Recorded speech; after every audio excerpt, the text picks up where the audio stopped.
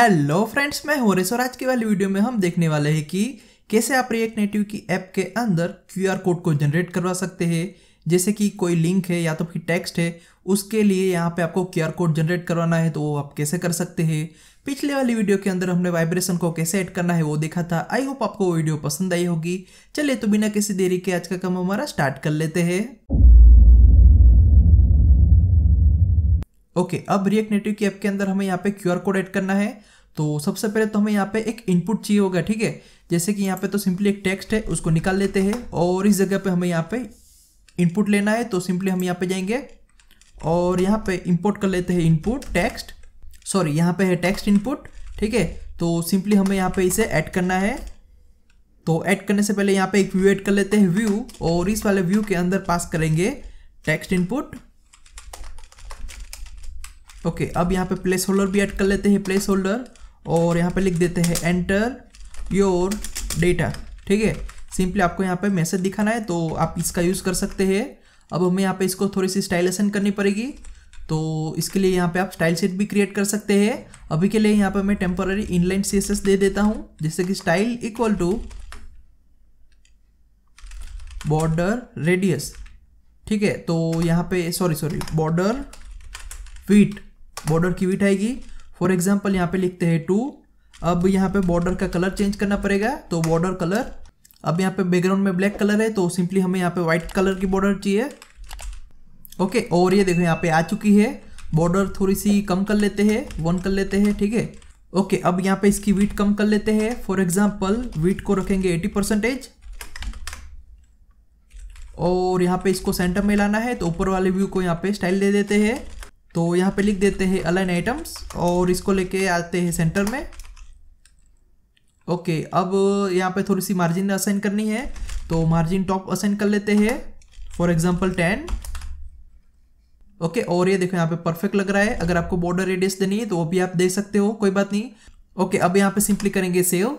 Okay, अब QR code generate करवाने के लिए हमें यहाँ पे एक पैकेज चाहिए होगा, तो सिंपली जाएंगे इंटरनेट के ऊपर। यहाँ पे आपको सिंपली सर्च करना है npmjs.com। अब यहाँ पे आपको लिखना है react-native space QR code. Okay, अब सिंपली करो एंटर। तो ये देखो यहाँ पे लिस्ट आ चुकी है। तो सबसे पहला ये पैकेज है, इसका नाम है react native QR code SVG। तो सिंपली हमें इसी पैकेज को इंस्टॉल करना है। तो ये देखो यहाँ पे कुछ इस प्रकार का आउटपुट आपके सामने आ जाएगा। जैसे कि यहाँ पे आप जो भी क्यूआर कोड जनरेट करोगे वो कुछ इस प्रकार से दिखेगा। तो इसको सबसे पहले तो हमें इंस्टॉल करना पड़ेगा। तो ये देखो यहाँ पे इंस्टॉलेशन के स्टेप है। जैसे कि यहाँ पे 2 पैकेज इंस्टॉल करने पड़ेंगे। सबसे पहला है रिएक्ट नेटिव SVG और दूसरा है यहाँ पे react native QR code SVG। तो सिंपली यहाँ पे इसको कॉपी कर लेते हैं, ठीक है, और यहाँ पे इस वाले पैकेज को इंस्टॉल कर लेते हैं। तो सबसे पहले तो यहाँ पे स्क्रिप्ट को बंद करेंगे और यहाँ पे इस वाले पैकेज को इंस्टॉल कर लेते हैं। ओके, तो ये देखो यहाँ पे इंस्टॉल हो चुका है। अब यहाँ पे स्क्रिप्ट को वापस रन करेंगे।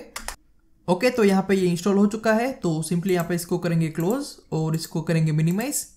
ओके, अब यहाँ पे इसको यूज़ कैसे करना है, तो इसके लिए यहाँ पे जाएंगे और ये देखो यहाँ पे जो भी लिंक का काम था वो तो यहाँ पे ऑटोमेटिकली हो चुका है, ठीक है। सिंपली आपको यहाँ पे इस वाले पैकेज को इंस्टॉल करना था, ये ऑटोमेटिकली लिंक कर देता है। तो सिंपली आप यहाँ पे लिंक मत करना, क्योंकि ये कमांड ना यहाँ पे फ्यूचर के अंदर यहाँ पे रिएक्ट नेटिव में निकल गया है, तो आपको यहाँ पे एरर फेस हो सकती है। तो सिंपली आपको यहाँ पे इसको रन करना है। तो ये देखो यहाँ पे कुछ इस प्रकार से आपको यूज़ करना है।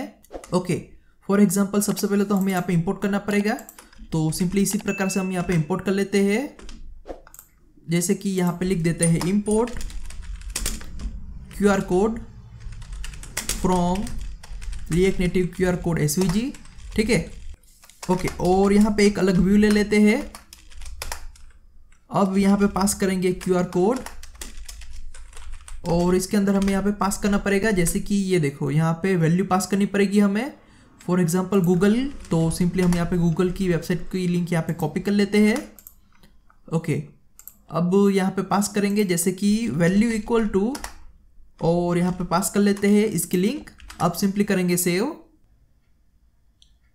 ओके, और ये देखो यहाँ पे क्यूआर कोड जनरेट हो चुका है फ्रेंड्स। तो हमें यहाँ पे इसको एकदम सेंटर में लेके आना है।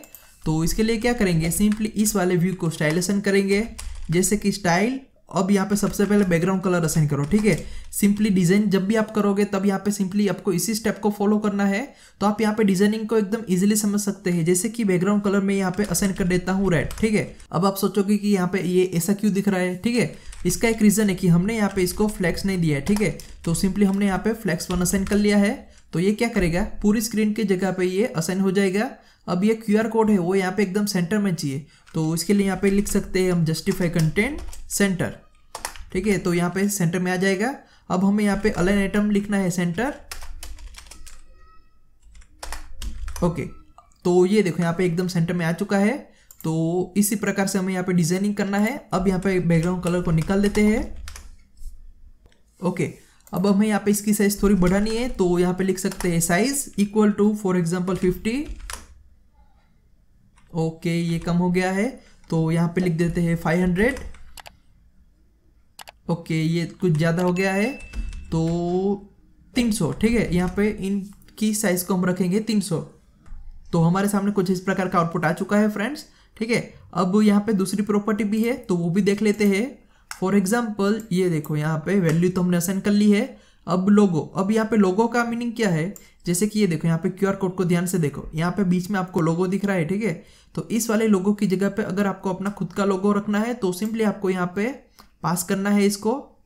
ये देखो यहाँ पे बेस 64 की फॉर्मेट के अंदर आपको पास करना पड़ेगा इसका URI, या तो फिर अगर आपके पास उसकी फाइल है, ठीक है, तो आप उसको यहाँ पे यूज कर सकते हो। फॉर एग्जाम्पल हमारे अंदर यहाँ पे एक लोगो की फाइल है इमेज की, तो हमें चाहिए कि वो लोगो यहाँ पे एकदम सेंटर में आए। तो वो हम कैसे करेंगे, तो सबसे पहले तो ये देखो यहाँ पे जितने भी फोल्डर है उसके अंदर यहाँ पे आपको दिखेगा असिस्ट नाम का एक फोल्डर, इसके अंदर इमेज नाम का फोल्डर है और इसके अंदर है यहाँ पे logo.png, ठीक है। तो इस वाले लोगो को हमें यहाँ पे एकदम सेंटर में रखना है। तो हमें यहाँ पे सिंपली क्या करना है, इसकी एक प्रॉपर्टी है जिसका नाम है लोगो।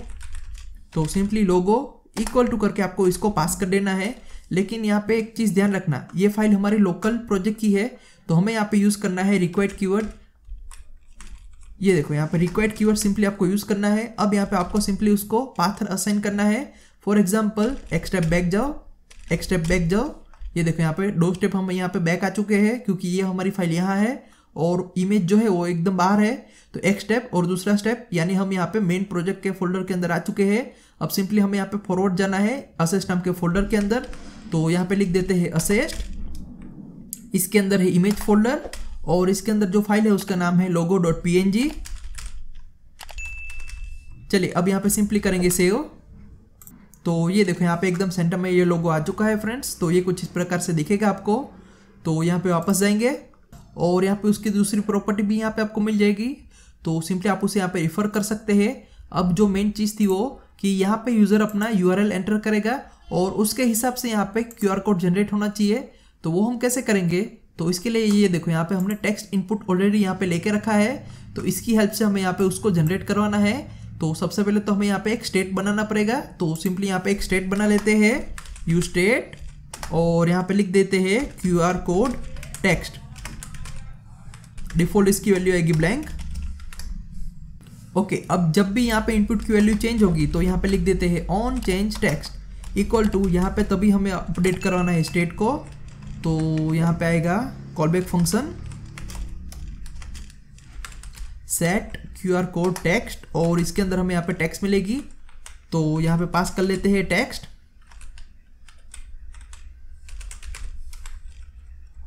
और डिफॉल्ट इसकी वैल्यू भी असाइन करनी पड़ेगी। जैसे कि डिफॉल्ट इसकी वैल्यू आएगी QR कोड टेक्स्ट। तो सिंपली यहाँ पे लिख देते हैं QR कोड टेक्स्ट, ओके। अब यहाँ पे लिख के देख लेते हैं एक बार, जैसे कि हेलो आई एम हरेश, ठीक है। ये देखो यहाँ पे लिख रहे हैं हम और यहाँ पे आपको दिखाई दे रहा है, ओके। तो अब हमें यहाँ पे क्या करना है, हम यहाँ पे जो भी लिंक पेस्ट करेंगे, फॉर एग्जाम्पल मैं यहाँ पे लिख देता हूँ google.com, जैसे कि https:// यहाँ पे सिंपली जो डोमेन है वो यहाँ पे मैं कॉपी पेस्ट कर रहा हूँ www.google.com, ओके। तो मैंने यहाँ पे सिंपली उसका डोमेन लिख दिया है।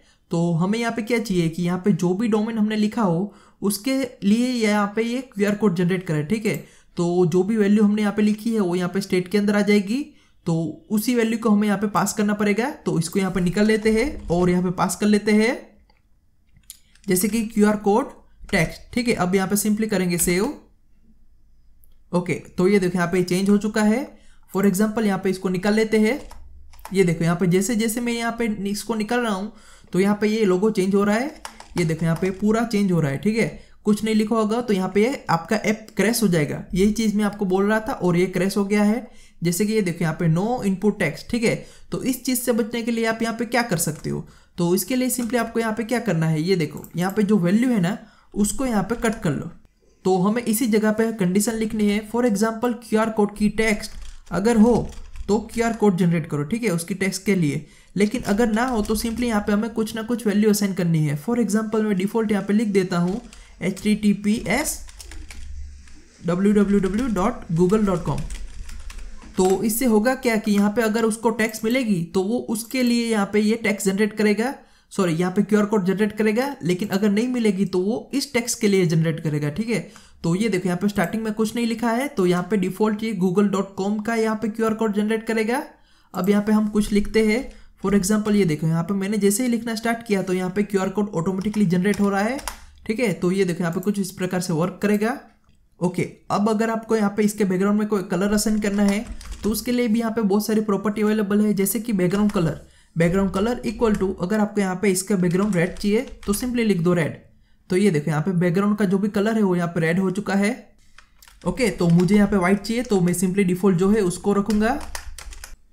ठीक इसी प्रकार से आप इसका कलर भी चेंज कर सकते हैं, जैसे कि कलर इक्वल टू, और यहाँ पे आपको लिखना है फॉर एग्जाम्पल हमें यहाँ पे इसका बैकग्राउंड कलर ब्लू चाहिए तो सिंपली लिख दो ब्लू। तो ये देखो यहाँ पे ब्लू कलर का बैकग्राउंड आ चुका है, ठीक है। अब नेक्स्ट यहाँ पे आपके पास ऐसा भी ऑप्शन है कि आप यहाँ पे लीनियर ग्रेडियंट के भी यूज कर सकते हो। सिंपली एनेबल को यहाँ पे ट्रू कर देना है। अब यहाँ पे सिंपली कर दो सेव। तो ये देखो यहाँ पे कुछ इस प्रकार से ग्रेडियंट कलर भी आप देख सकते हो। इसी प्रकार से यहाँ पे उसको डायरेक्शन दे सकते हो और यहाँ पे कौन से कलर आपको असाइन करने हैं वो यहाँ पे आप लिख सकते हो। ओके, तो ये सारी प्रॉपर्टी आप यहाँ पे टेस्ट कर सकते हो। ओके फ्रेंड्स, तो आज की वाली वीडियो में सिर्फ इतना ही। इसके नेक्स्ट पार्ट में हम देखेंगे कि ये जो QR कोड जनरेट हुआ है, ठीक है, तो इसको अपनी रिएक्ट नेटिव की ऐप के अंदर कैसे स्कैन कर सकते हैं ताकि यहाँ पे अगर लिंक हो तो वो ओपन हो सके और उसको यहाँ पे यूजर ऑटोमेटिकली ब्राउजर के अंदर ओपन करके इसका आउटपुट देख सके। ओके, तो ये वाला चीज हम यहाँ पे नेक्स्ट पार्ट के अंदर करेंगे। ओके फ्रेंड्स, आई होप आज की वाली वीडियो में आपको बहुत कुछ नया जानने को मिला होगा। तो फिर मिलते हैं नेक्स्ट वीडियो में। Thank you for watching.